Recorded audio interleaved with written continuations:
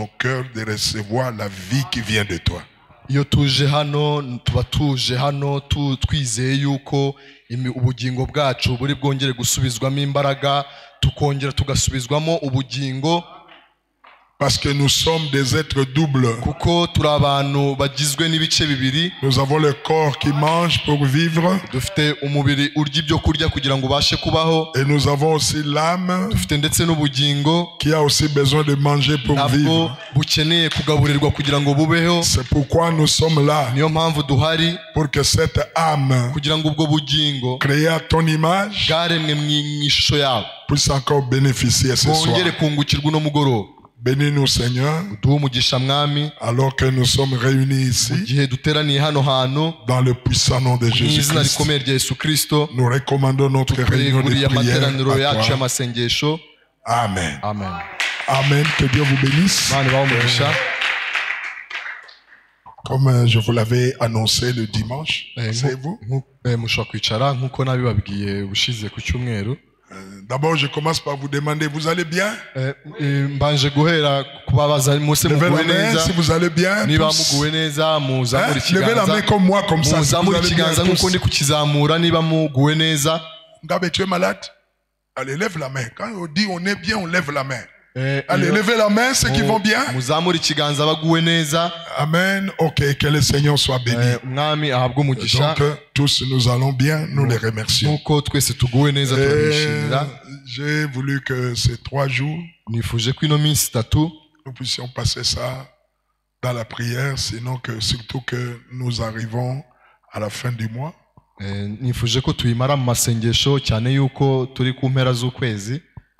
Et j'ai voulu que, encore une fois, nous venons dans la présence de Dieu. Nous avons aujourd'hui, demain, vendredi. Nous allons plus prier que prêcher. Vous savez, nous devons chacun en cette année avoir un témoignage de ce que la prière a fait pour nous. Muri uyu mwaka buri muntu wese agomba kugira ubuhamya bw'icyo isengesho ryamukoreye. Ça ne sert à rien de venir tout le temps ici, assis, on chante, on écoute la parole et que on n'a pas des évidences de notre foi. On risque demain de ne pas aimer Dieu beaucoup et beaucoup encore.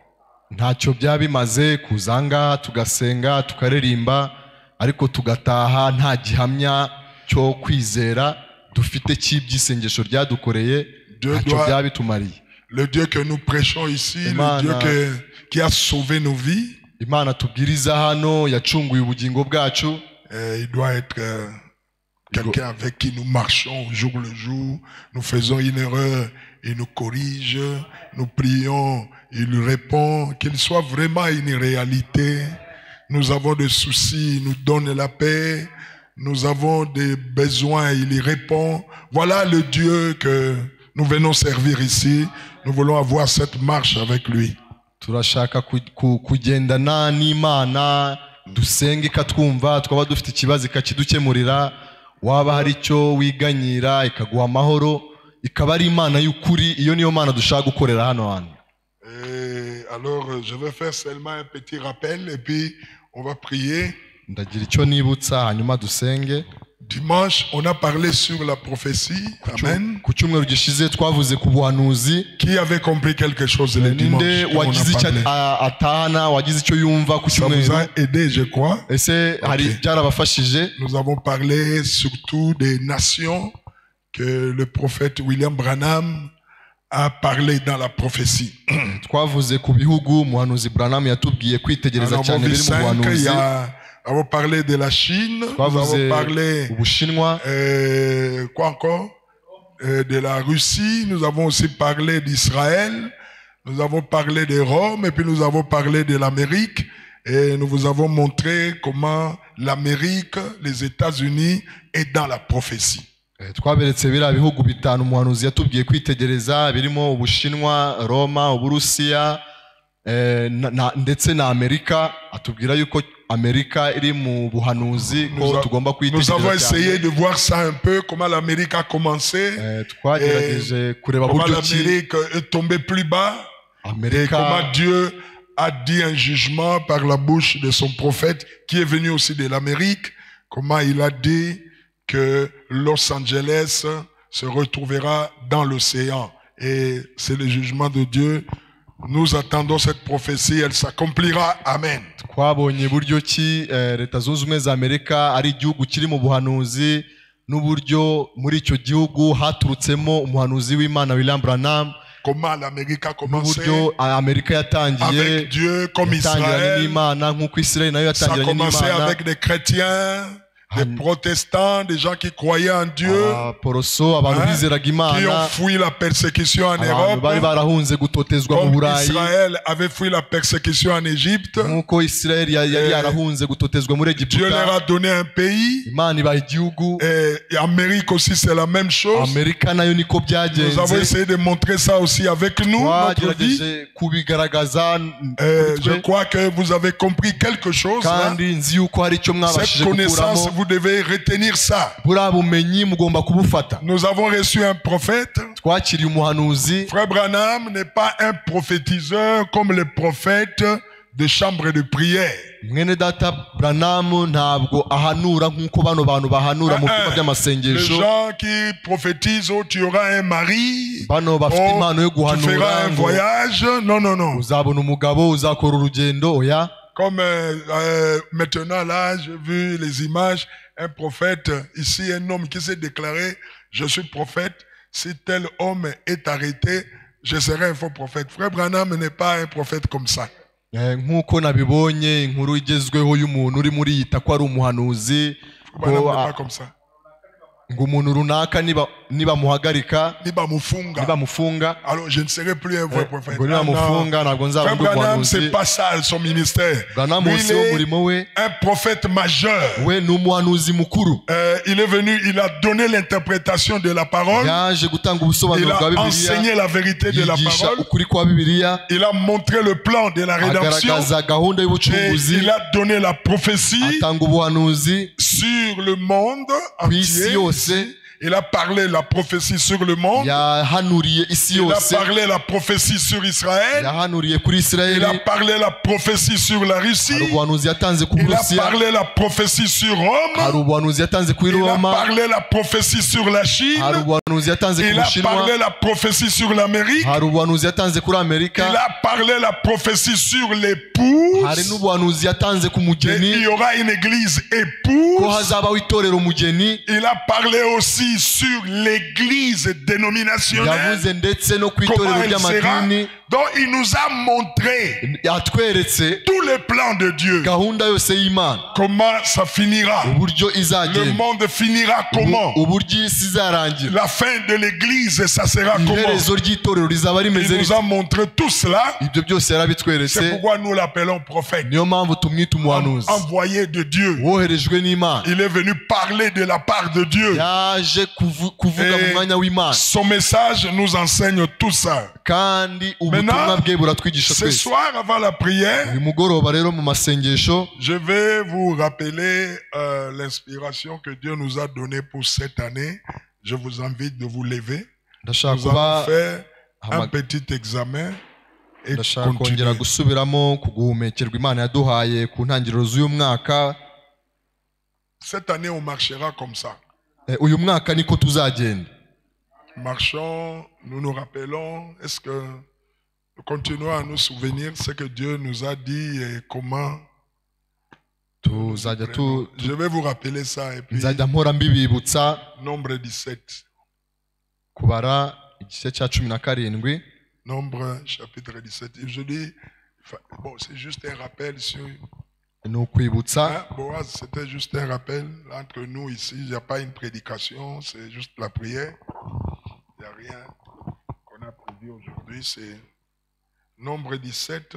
kubara igice cya 17. Nous allons lire là-bas. niho turi busome. Je crois que vous allez vous rappeler. ndizera yuko muri buze kubyibuka. Nombre chapitre 17. kubara 17. Et puis, nous allons faire quelques rappels Et enfin, nous prions. turagira icyo L'Éternel, twibutsa hanyuma premier dusenga. verset, l'Éternel parla à Moïse Uwiteka abwira Mose ati et dit, parle aux enfants d'Israël. Continue. bukeye bwaho Nombre 17. 17 combien? Uwiteka abwira Mose ati Tu vois, oui, c'est combien? 17 combien? Bon. Okay. Uwiteka abwira Mose ati bwira Abisiraheli baguhe inkoni umuryango w'abasekuruza wose uvemo inkoni imwe zitangwe n'abatware babo bose nk'uko amazu y'abasekuruza ari, inkoni zose zibe 12, wandike izina ry'umuntu wese ku nkoni ye, wandike n'izina rya Aroni ku nkoni y'Abalewi, kuko hazaba inkoni imwe y'umutware w'amazu y'abasekuruza wese. Uzibike mu ihema ry'ibonaniro imbere y'ibihamya aho mbonanira namwe. Uwo nzatoranya inkoni ye izarabya, maze imbere yanjye mare kwitotomba Abisiraheli babitotombera. Mose abibwira Abisiraheli, abatware babo bose bamuha inkoni, umutware wese amuha inkoni nk'uko amazu y'abasekuruza ari, zose ziba 12. Okay. Inkoni ya Aroni iba mu zabo. Mose abika izo nkoni imbere y'Uwiteka mu ihema ry'ibihamya. Bukeye bwaho Mose yinjira mu ihema ry'ibihamya, asanga inkoni ya Aroni yatangiwe inzu ya Lewi irabije, ipfunditse uburabyo, isambuye, imeze indozi zihishije. Mose asohora izo nkoni zose zari imbere y'Uwiteka, azishyira Abisiraheli bose barazitegereza, umuntu wese yenda inkoni ye. Uwiteka abwira Mose ati subiza inkoni ya Aroni imbere y'ibihamya, ibikirwe kuba ikimenyetso kigomora abagome, kugira ngo umareho kunyitotombera kwabo badapfa. Uko aba ariko Mose agenza, uko Uwiteka yamutegetse aba ariko agenza. Abisiraheli babwira Mose bati dore turarimbuka, turapfuye, twese turapfuye. Uwigiye hafi wese, uwigiye hafi y'ubuturo bw'Uwiteka arapfa, mbese twese turabo kurimbuka. Amen. Que Dieu bénisse sa parole. Mana ihumugisha ijambo ryayo, et qu'il bénisse vos cœurs kandi ihumugisha imitima yanyu pour recevoir cette parole. Amen. kubwo kwakirira ijambo. Quand nous avons commencé 2023, ubwo twatangiye 2023 dans la prière, mu masengesho, nous avons eu beaucoup de moments de prière tout le mois de décembre. twagize ibihe byinshi by'amasengesho mu kwezi kwa 12. Et j'étais conduit de parler sur la prière. Nari nyobowe kuvuga ku isengesho. Tout le mois de décembre, on a vu qu'est-ce que c'est la prière. Ukwezi kose kwa 12 twavuze ese isengesho ni iki. La prière pour nous représente quoi? Ese isengesho kuri twe rimaze iki. Nous avons été beaucoup enseignés sur la prière. Twigishijwe cyane ku isengesho. Nous avons montré la communion qu'Adam avait au commencement. Twabonye ubusabane Adamu yari afite ku itangiriro. Là, dans les jardins d'Éden. Hariya mu ngobyi ya Edeni. Comment Adam uburyo Adamu était en communion avec Dieu. yahoraga mu busabane n'Imana. Dieu descendait chaque soir. Imana yamanukaga buri kumugoroba. Et sous les palmiers. Munsi y'umukindo. Et il parlait à Adam. Noneho akavugisha Adamu. Et Adam pouvait lui donner les rapports de toute la journée. Adamu akamuha raporo y'umunsi yose. Et Dieu pouvait écouter Adam et être content. ikumva Adamu ikanezerwa. Et cette communion-là, noneho ubwo busabane que Adam avait, Adamu yari afite, chaque soir, buri kumugoroba, parlant avec Dieu, yaganiraga n'Imana. Nous avons vu twabonye yuko que c'était la prière. ko yari isengesho. Adam était vraiment en communion avec Dieu. Adamu yahoraga mu busabane n'Imana. Nous avons parlé sur la prière. twavuze ku isengesho. La prière est une arme efficace. twavuze ko isengesho ari intwaro ikomeye. La prière, c'est la seule arme que Dieu a donnée aux croyants. isengesho niyo ntwaro Imana yahaye umukristo. Si les croyants veulent arriver loin, abakristo niba bifuza kugera kure avec Dieu, hamwe n'Imana, il doit garder cette arme-là. bagomba kurinda iyo ntwaro, Ne la déposons pas. nimba akayirambike hasi. Nous en avons parlé beaucoup. Twabivuzeho cyane, Et nous avons eu des moments glorieux. twagize ibihe byiza cyane. Et Dieu nous a aidés Imana iradufasha à traverser l'année noneho dusoza umwaka grâce à la prière ku bw'isengesho qui nous a protégés, qui nous a niryo gardés. ryaturinze. Et quand nous avons commencé le début de l'année, noneho dutangiye umwaka mushya, Dieu nous a donné l'inspiration Imana iduha guhumekerwa avec laquelle nous allons marcher tuzagenderamo toute l'année. umwaka wose. Et cette inspiration était kandi uko guhumekerwa kwari le fleurissement de la verge d'Aaron.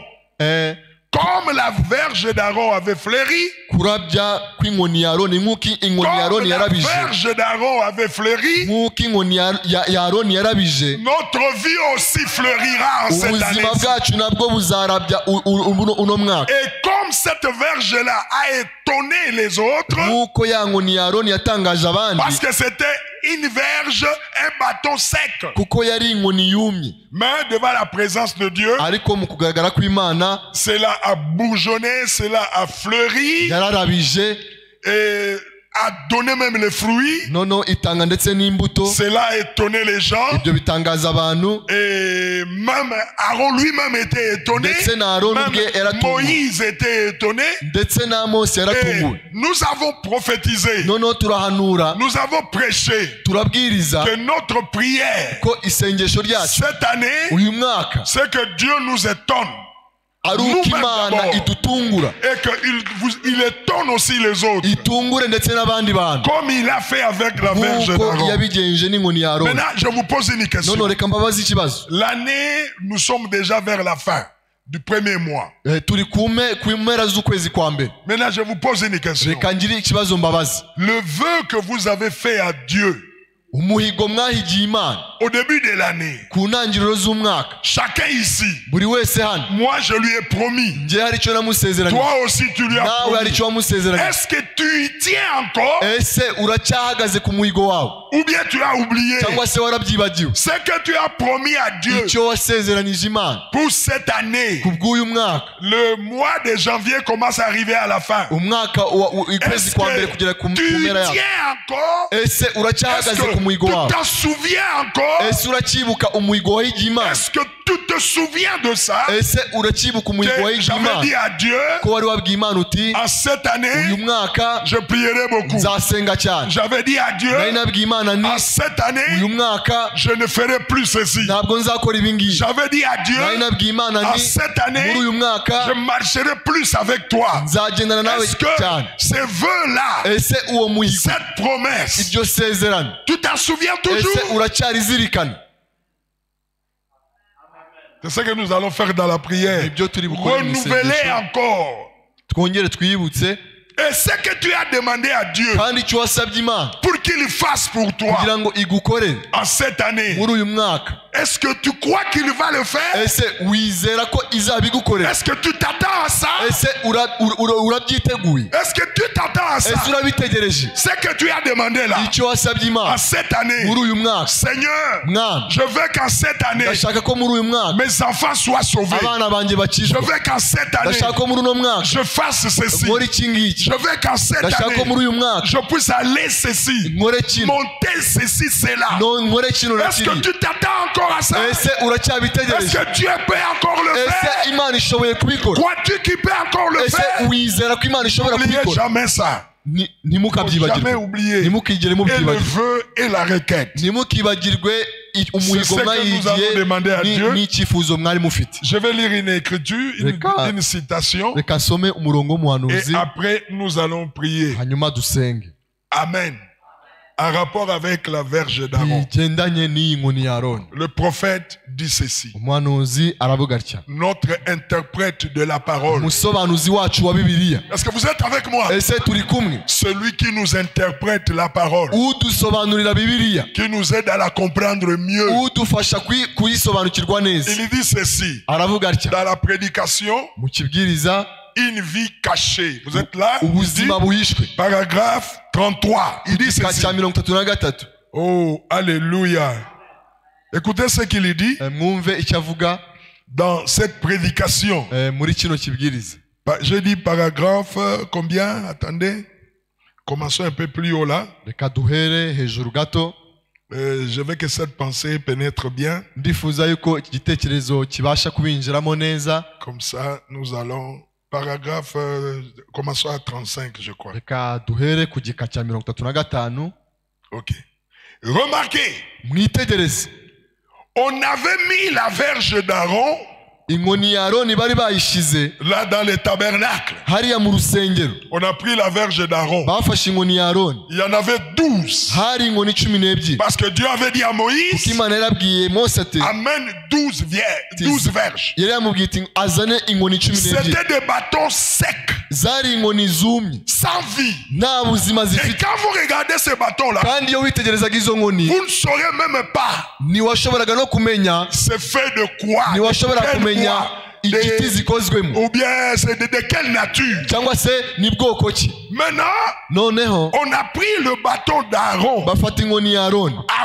Aroni Lui, on a pris son bâton. we bafata inkoni ye. On n'a pas mis ça dehors. Ntabwo bayishize hanze Parce que le tabernacle kubera ko urusengero avait 3 parties. rwari rufite ibice bitatu. Il y avait le parvis extérieur, Hari igice cyo hanze, il y avait le lieu saint, hari ahera, et puis il y avait le lieu très saint. hari n'ahera Il hahera. y avait 3 parties. Hari ibice bitatu. Maintenant, Dieu dit à Moïse, Noneho Imana ibwira Mose iti prends le bâton, fata inkoni 12, ufate izo nkoni 12, amenez ça dans la présence de Dieu, uzijyane mu kugaragara kw'Imana, dans le lieu très saint, uzijyane ahera là hahera, où Dieu descendait. aho Imana yamanukiraga. Voici la condition. Dore icyasabwaga, Le verge inkoni devait être amené zagombaga kujyanwa dans la présence de Dieu, mu kugaragara kw'Imana, devant la présence de Dieu, imbere yo kugaragara kw'Imana, dans le lieu très saint, ahera hahera, où n'importe qui n'entrait pas. aho umuntu uwo ari we wese C'est atapfaga kwinjira. seulement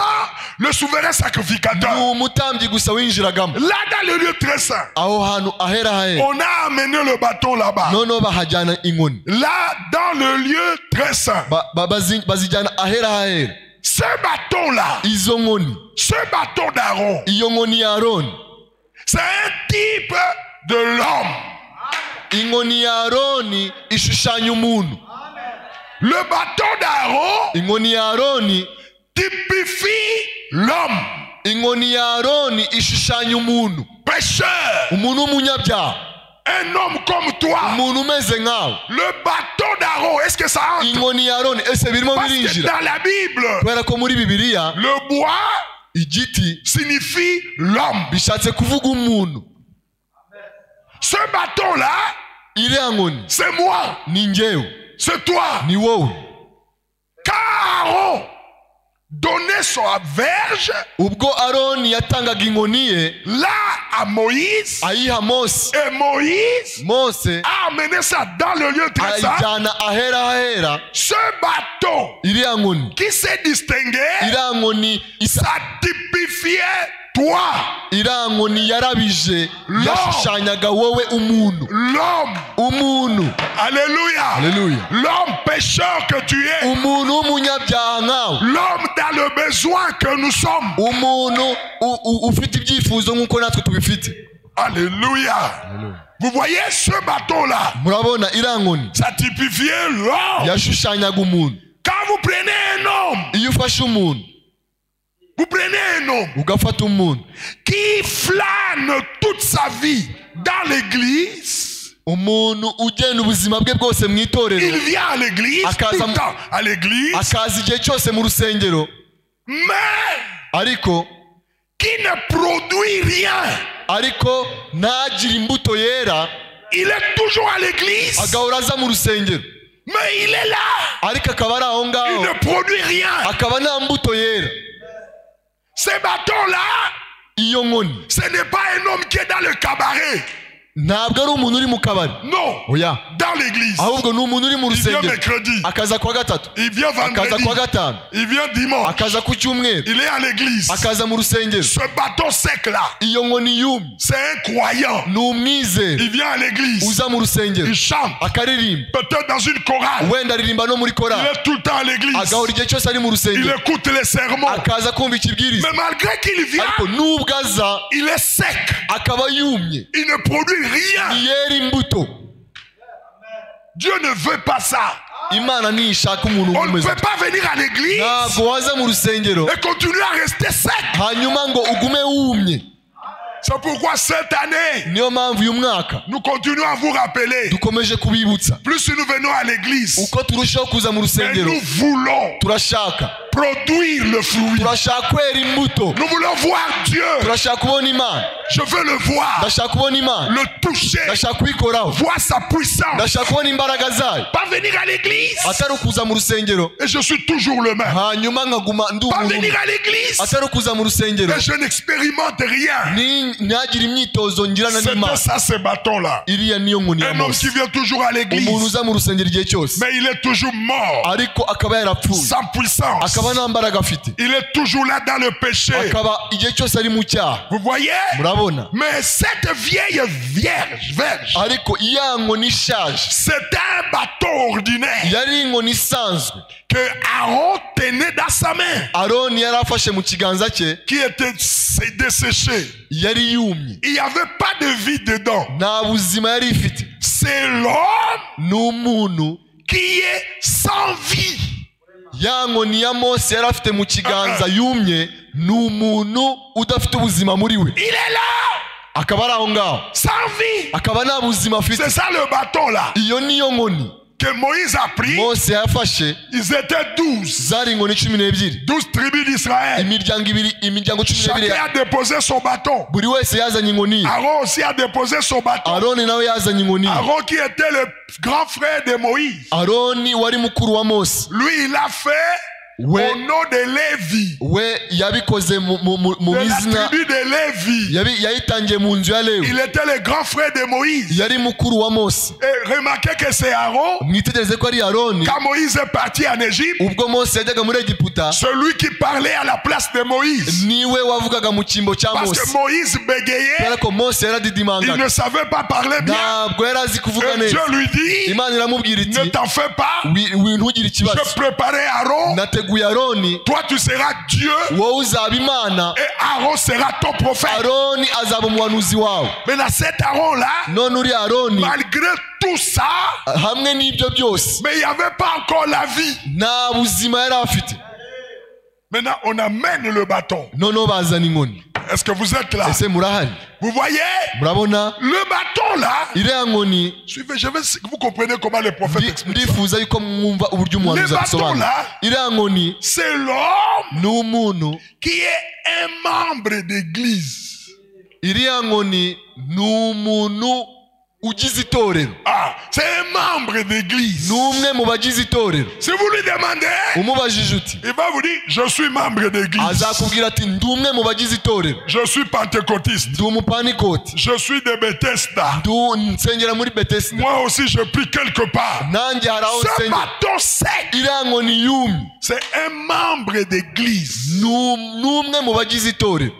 C'est l'homme-là qui est membre de l'église, ni wa muntu ugize itorero, mais qui ne connaît rien sur Dieu. ariko utazi ikintu na kimwe ku Mana,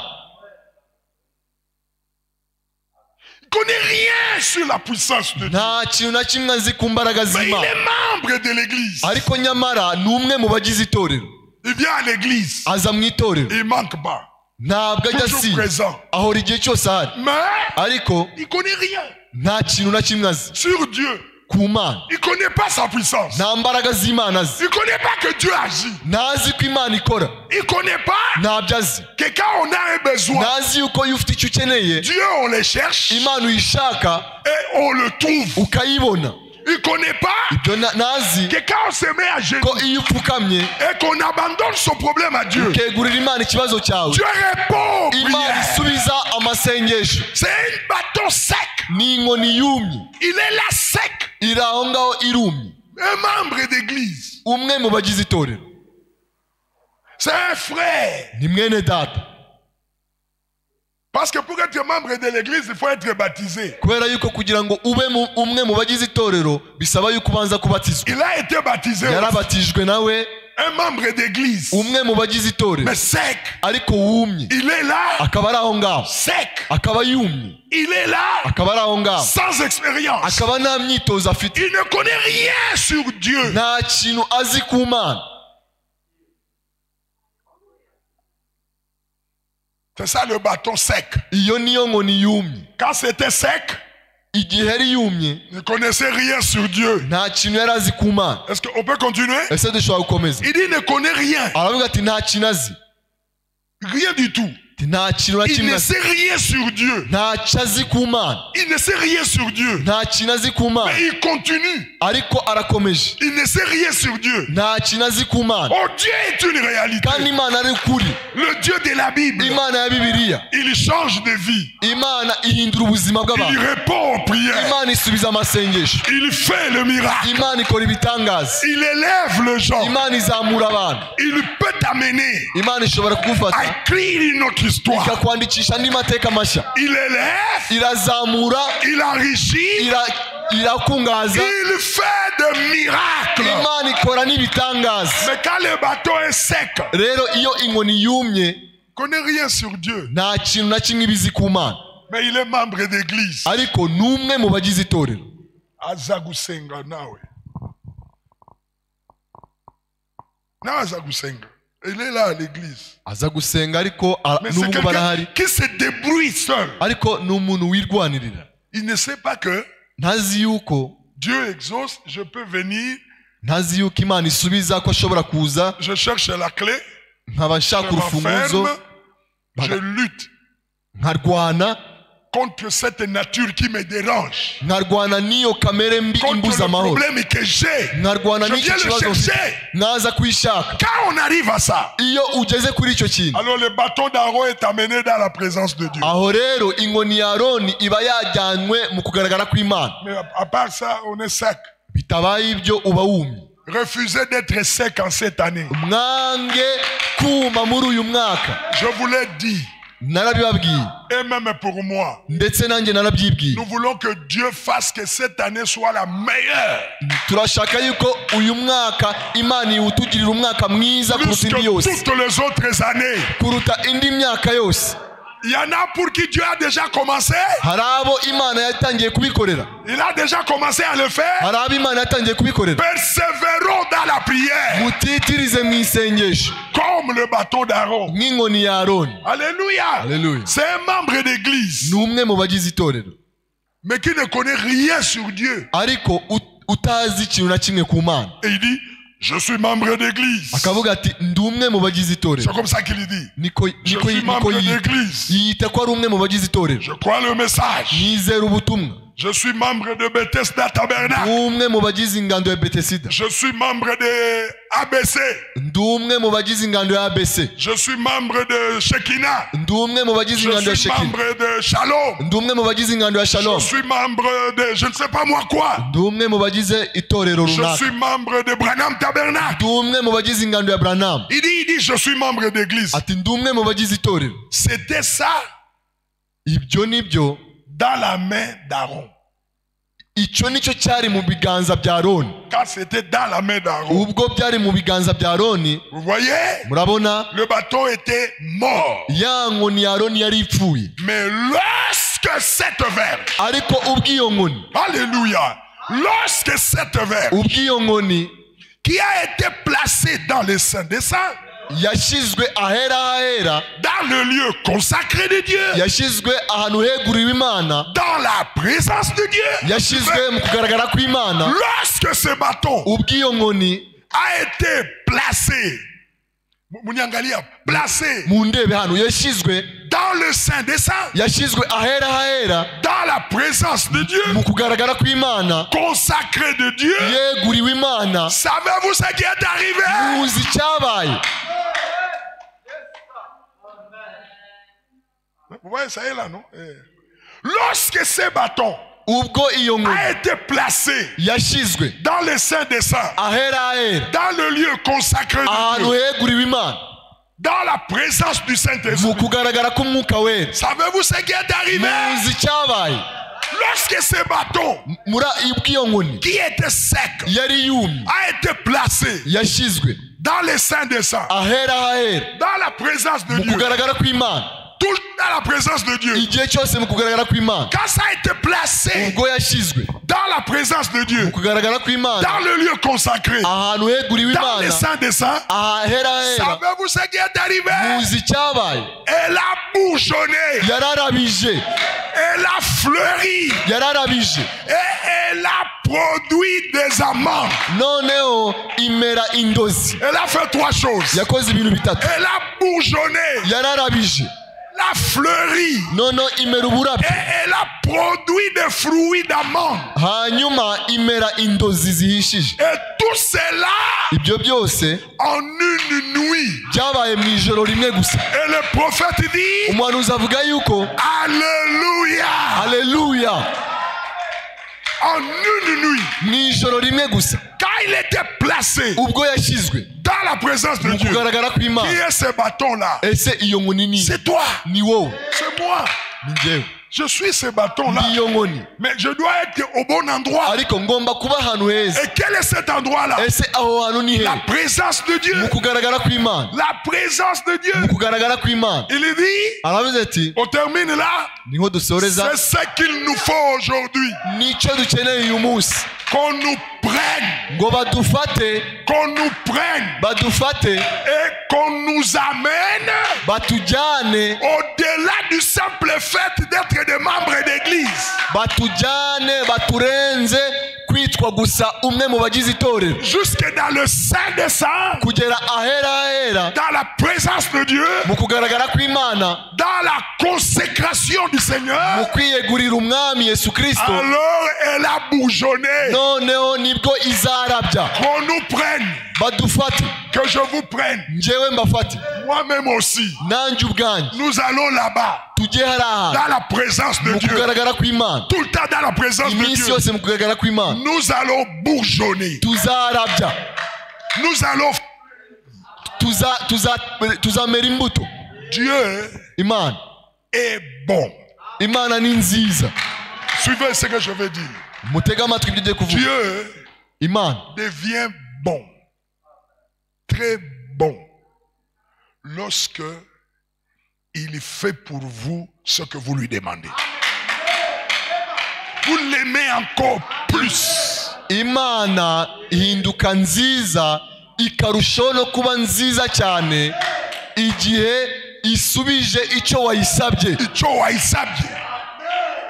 Toi-même tu sais wowe ubwawe urazi que ce que j'ai reçu ici, ko icyo nakiriye c'est la prière qui me l'a donné. ni isengesho rya Dieu Imana. devient encore bon. Imana ihinduka nziza cyane, Et Satan crée des gens comme ça. kandi Satani atinya abantu bameze batyo.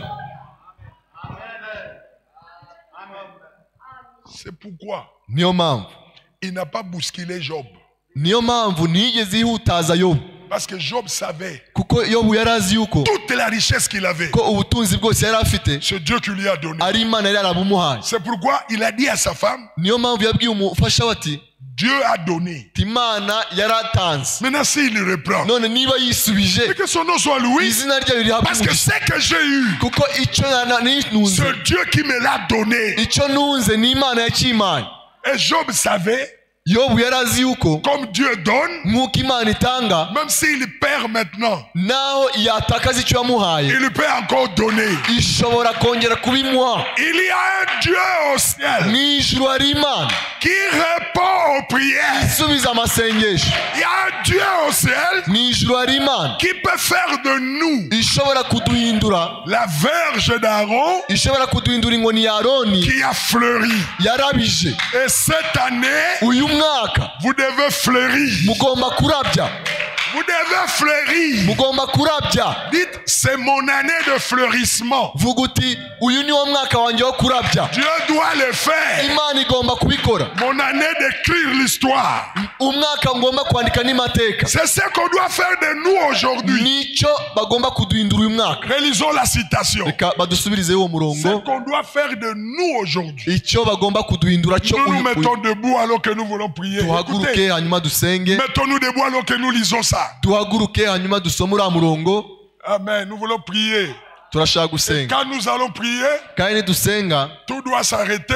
byose bigomba guhagarara. Tout le monde doit demander son fleurissement. Buri muntu wese agomba gusaba kuraba. Buri muntu wese agomba gusaba kurabya uno mwaka. Buri muntu wese agomba gusaba kurabya uno mwaka. Nous ne nous fatiguerons pas Ntabwo tuzigera tunanirwa de le demander. kubisaba. Encore, Nanone, encore nanone, et encore. nanone. Alléluia. Avant, c'était une nuit. Aroni byabaye mu ijoro rimwe gusa. Pour nous, on ne sait pas. Kuri twe sinzi Parce que Dieu ne connaît pas. Hein. kuko igihe Imana niyo ikizi. 1000 ans, pour Dieu, c'est un jour. Imyaka igihumbi kuri twe ku Mana n'umunsi umwe. C'est ce qu'il nous faut aujourd'hui. Nicyo dukeneye uyu munsi. Qu'est-ce qu'il nous faut? Niki dukeneye uyu munsi. Que chacun mette son nom. Buri muntu wese asimbuze izina rye. C'est ce qu'il me faut. Nicyo nkeneye. Mets ton nom. Hasimbuze izina ryawe. Mets Enoch. Shiraho Samuel. Mets Kumbi. Ushireho Samuel. Mets, je ne sais pas moi. Sinzi. C'est ce qu'il nous faut aujourd'hui. Nicyo dukeneye uyu munsi. Qu'on nous prenne. Badufate. Hein? Et qu'on nous amène. Batujyane. C'est pourquoi je vous prends Niyo mpamvu mbafashe. comme votre pasteur Nk'umwungeri wanyu. qui est en train de vous souhaiter que vous puissiez fleurir cette année. Uri urabifuriza ko murabya uno mwaka. Là-bas, c'était Moïse Hariya hari Mose. qui a pris le bâton. Wafashe inkoni. Il a amené. Arayijyana. Mais aujourd'hui, Uyu munsi. je me tiens ici. Mpagaze hano. Je vous prends. Ndabafashe. Je vous amène Ndabajyanye. au-delà Mbajyanye. du simple fait d'être membre d'église. Mbajyane kuruta kuba gusa umwe mu bagize itorero.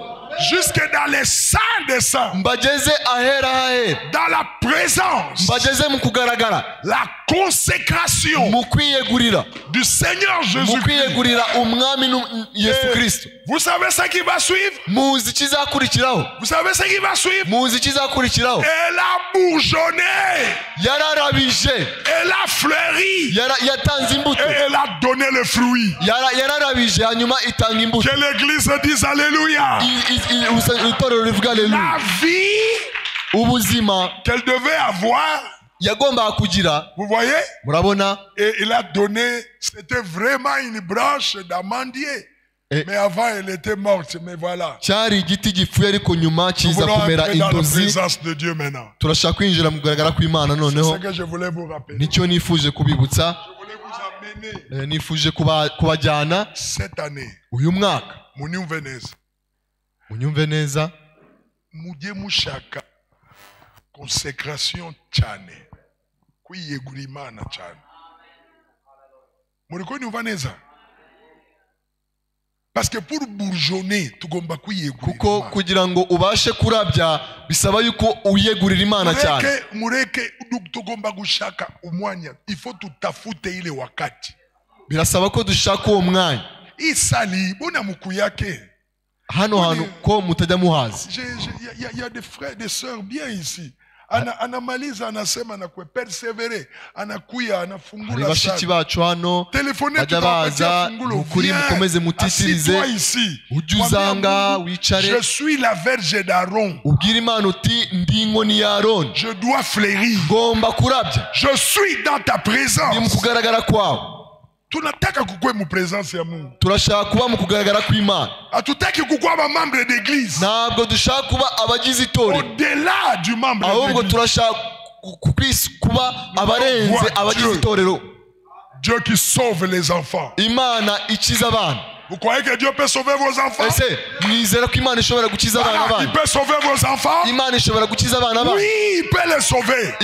Yego ishobora kubikora. Vous croyez que Dieu peut nous élever ici? Ese mwizera ko Imana ishobora kutuzamura? Que ici, ko hano Dieu nous donne les frères qui ont beaucoup de moyens. Imana yaduha bene data bafite ubushobozi bwinshi. Comme ça, nous n'aurons plus le problème d'argent. Noneho ntituzongere kugira ikibazo Dieu cy'amafaranga. va donner les gens qui ont beaucoup de moyens. Imana ikaduha abantu bafite ubushobozi bwinshi. Où nous allons payer là où nous payons. Aho tuzishyura Et icyumba en même temps, ndetse nous trouvons notre propre endroit. tukanabona n'ahantu hacu bwite. Dieu peut le faire. Imana ishobora kubikora. Toi, tu peux dire, Wowe ushobora kuvuga uti je veux être cette personne-là. ndashaka kuba uwo muntu. Il peut ouvrir une voie. Imana ishobora gukingura umuryango. Nous devons fleurir. Tugomba kurabya. Élevons nos mains. Tuzamure ibiganza byacu.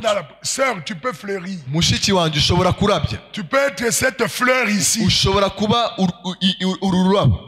Cette fleur-là. Ushobora kuba ururabo. Sortie de la verge d'Aaron. Rwa rurabo rwasohotse mu Ça nguni peut ya Aroni. être toi. Bishobora kuba wowe.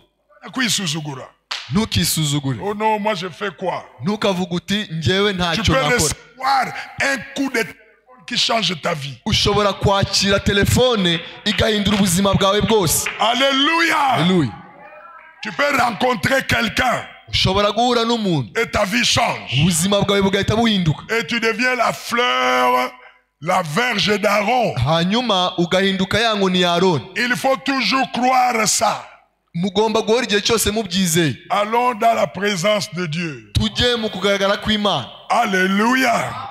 Cette verge Iriya nkoni a fleuri yararabije et dans la présence de Dieu. iri mu kugaragara kw'Imana.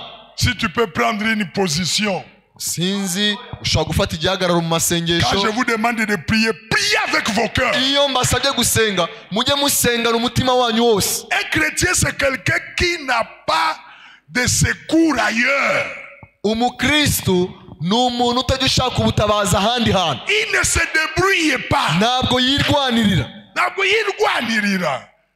Afite umuntu yizera qui peut lui faire des grandes Afite umuntu yizera ushoboye kumukemurira ikibazo cye. Alors ce matin encore, Uyu mugoroba, ce soir encore, uyu mugoroba reconsacrons-nous twongere twiyegurire Imana bundi bushya. et renouvelons encore nos requêtes. Twongere duhigire indi mihigo mishya Imana. Si tu avais dit que c'est ton année de mariage, renouvelle ça encore. Niba wari warasabye Imana yuko uyu mwaka wakubaka urugo, ongera ubisabe Imana nanone. Dis Seigneur, uvuga uti Mwana, je veux fleurir. ndashaka kurabya. Quelle est cette année pour toi? Ese uyu mwaka Je urifuza voulais vous kuzakubera les rappeler encore. nifuje kongera kubasubiramo. Quelle est cette année pour toi? Ese uyu mwaka urifuza kuzakubera uti Ces vœux que tu as fait. ese ni uwuhe muhigo w'igihe Imana? Tu dois fleurir. Ugomba kurabya. Tu dois fleurir Ugomba kurabya comme la verge d'Aaron nka ya nkoni ya Aroni dans la présence de mu Dieu. kugaragara kw'Imana. A fleuri. Nk'uko yarabije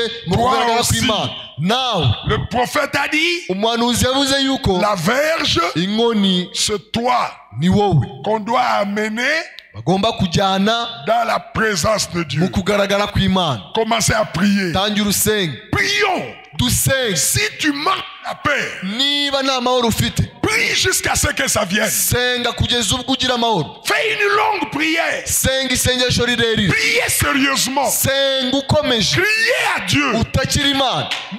pour un changement. Utakira Imana kubw'impinduka. Tout le monde te reproche une nature mauvaise. Buri wese, abantu bose hari kamere mbi bagushinja. Maintenant, priez Noneho senga pour que ça change. kugira ngo iyo kamere ikuvemo. Abandonnez ces problèmes-là. Egurira Imana icyo kibazo cyawe. Comme la verge d'Aaron. Nka ya nkoni ya Aroni. Allons dans la présence de Dieu. Twinjire mu kugaragara kw'Imana. Prions le Seigneur. Dusenge Umwami. Élevez vos voix. Murangurure amajwi yanyu. Priez. Musenge. Ce que vous avez dit le premier, Icyo mwabwiye Imana ku itariki ya mbere. dites-le aussi aujourd'hui. Ongera ubiyisubiriremo uyu munsi. Dites-lui, Seigneur, Wibwire uti Mwami, cette année, uyu mwaka je continue à m'attendre à toi. nkomeje kugutegereza. Prions le Seigneur. Dusenge Umwami. Élevons nos voix. Turangurure amajwi yanyu. Prions à lui. Tuyitakire. Parlons-lui. Tuyibwire. Nous devons fleurir. Tugomba kurabya. Je dois fleurir. Ngomba kurabya. Je dois écrire une histoire. Ngomba kwandika amateka. Je dois donner un témoignage. Ngomba gutanga ubuhamya. Mes fruits doivent être vus. Imbuto zanjye zigomba kugaragara. Alléluia.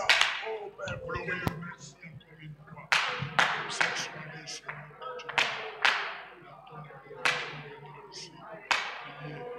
J'avais convoqué ces 3 jours.